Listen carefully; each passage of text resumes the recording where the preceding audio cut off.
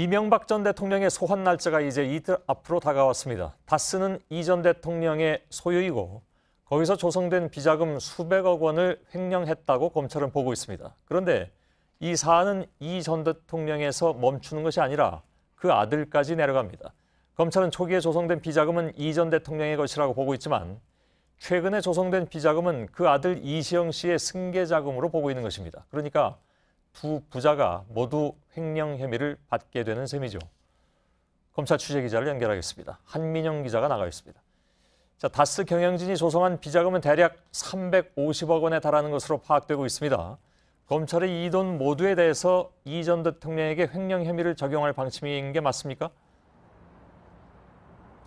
네, 검찰은 그동안의 수사를 통해 다스는 이 전 대통령의 것이라고 결론 내렸습니다.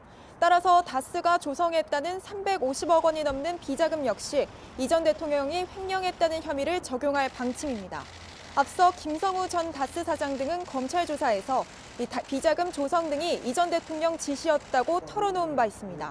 검찰은 특가법상 횡령 혐의의 공소시효는 10년이지만 대통령 재임 기간 중엔 시효가 정지되는 만큼 이 혐의 적용엔 문제가 없다는 입장입니다. 예, 저희 JTBC가 계속해서 보도한 내용 가운데 이 전 대통령이 아들 이시영 씨에게 회사를 물려주려 했다는 의혹이 있습니다. 모레 소환해서 이 부분은 어떻게 조사를 하게 됩니까? 네, 검찰은 우선 이 전 대통령에게 350억 원대 비자금 조성 혐의만 적용할 것으로 보입니다. 대신 2000년대 중반부터 최근까지 다스 관계자들이 시영 씨 지배 아래 있는 회사에 돈을 몰아줬다는 이른바 승계 작업에 대한 책임자는 시영 씨로 보고 있습니다. 당시만 해도 시영 씨는 이미 다스를 좌지우지할 만한 위치에 있었던 반면 이 전 대통령에게 일일이 보고하거나 지시를 따를 만한 상황까진 아니었던 것으로 보여진다는 겁니다. 한편 시영 씨는 다스 이상은 회장 몫인 도곡동 땅 판매 대금 중 10억 원을 가져다 쓴 정황도 포착됐는데 이 회장은 검찰 조사에서 자신의 허락을 받고 쓴 건 아니다라는 취지로 진술한 것으로 알려졌습니다. 예, 자, 이시영 씨의 승계 작업과 관련해서 한 가지만 더 알아보죠. 오늘 다스 하청업체 대표가 승계 작업 때문에 수십억 원의 피해를 봤다. 이러면서 이 전 대통령과 이시영 씨를 동시에 검찰에 고소했죠.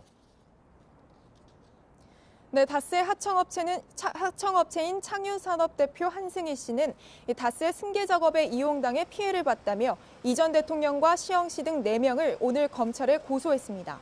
한 씨는 이 전 대통령 측이 다스에 납품할 부품 공장을 짓도록 한 뒤 공장이 가동되자 이를 시영 씨 회사인 SM으로 변경해 피해를 봤다고 주장하고 있습니다. 예, 한민영 기자가 전해드렸습니다.